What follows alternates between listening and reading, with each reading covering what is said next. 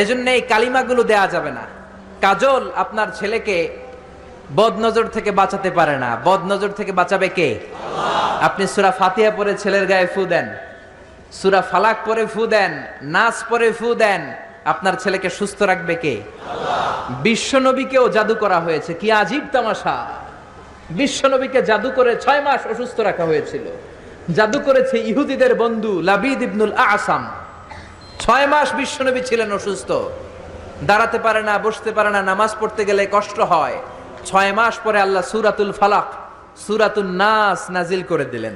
এই দুইটা সূরাকে একসাথে বলে মুআউযিজাতান। চিল্লায় বলেন কি নাম? মুআউযিজাতান। চিল্লায় বলেন কি নাম? এই দুইটা সূরা পরে যদি ফু দেন, কোন জিনের বাদশাও আপনার ছিটেফোঁটা কিচ্ছু করতে পারবে না। চিল্লায় বলেন ঠিক কিনা? এজন্য সূরা ফালাক পরে ফু দিবেন, নাস পরে ফু দিবেন, ছেলেকে সুস্থ রাখবে কে?